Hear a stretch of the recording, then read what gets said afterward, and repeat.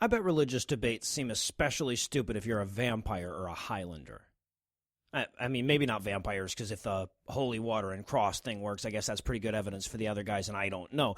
But it just seems to me that it would be impossible to take these assholes seriously if you live for a couple of centuries. I've only been around for 4 decades, and I can't take them seriously. But when you look at these arguments over the long term, it starts looking like a reporter arguing with Donald Trump.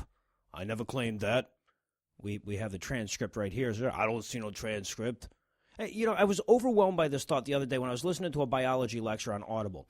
So the dude's talking about the clay life hypothesis, which is this awesome concept on how RNA might have arisen on the early Earth. It's one of those things, if I try to explain it in any detail, I'm just going to make all the biologists in the audience cringe. But the basic concept is that certain types of layered clays attract different nucleotides to various layers, which could have acted as a template for the earliest forms of proto-RNA. And I almost certainly fucked up that sentence. But as near as I can tell, the gist of it is that if this hypothesis proves correct, it means the first self-replicating thing on the planet might have been clay. And that played a key role in abiogenesis.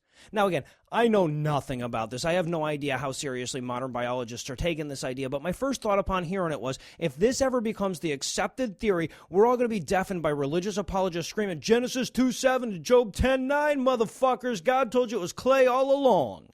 And then a bunch of atheists will line up to say, well, no, it says there that humans are made of clay, not that clay helped polymerize RNA so that it could evolve into humans billions of years later.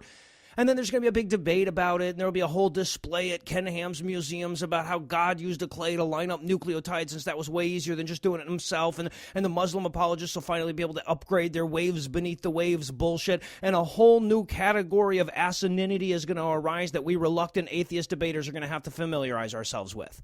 Now think about this. Today, their favorite argument is a vague appeal to abiogenesis. You know, they love to trot out the various unanswered questions between non-organic and bacteria like that's our Achilles heel. And this could be one of the key insights that definitively solves that puzzle. So if we were in a sincere debate, finding a new piece of information like that would be a powerful argument in our favor. But we know that if and when we come to that answer, the goalposts are just going to move to some other field and some other sport or something. And the potent argument we lack today is going to be the potent argument that they're using tomorrow.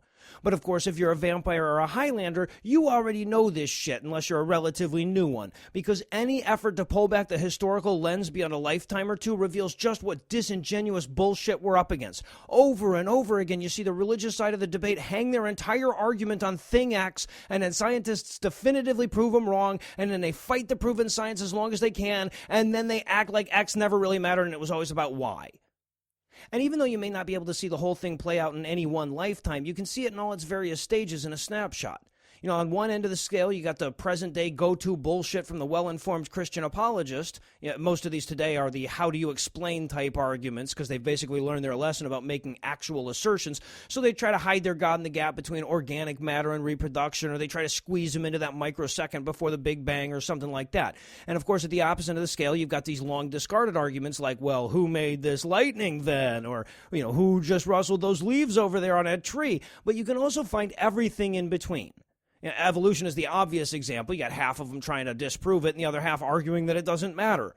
Now, the existence of the people trying to disprove it undercuts the idea that it doesn't matter almost as much as a thorough understanding of evolution, but more and more, the forward edge of religious debate is abandoning anti-evolution arguments. And of course, if you'd been alive and following these debates in the 1800s, it would seem insane to argue that religion gets to still be true if evolution is true. It directly contradicts the most important concepts of not only Christianity, but virtually all religions. So these people saying, well, maybe God just guided evolution, would look exactly like Trump going, I never said Mexico was sending us their rapists. And if you back it up a little further, it gets even more ridiculous. If you'd been around for 300 years, you'd still remember when the cutting-edge arguments for religion were like, well, how else do those demons get into your bile? If you were 500 years old, you'd still remember Descartes arguing the ability to think about God made him exist. And if you were 1,000 years old, you'd still remember when Aquinas proved God with the same strategy as a 4-year-old repeatedly asking why. You know, that's one of the main reasons I push back so hard against this focus on agnosticism. It's as though religion hadn't been making all these predictions that have been universally disproven for centuries and centuries. Look, religion makes a claim, science proves them wrong, religion ignores that claim and makes another. There is no end to that cycle unless the rest of us simply say, enough.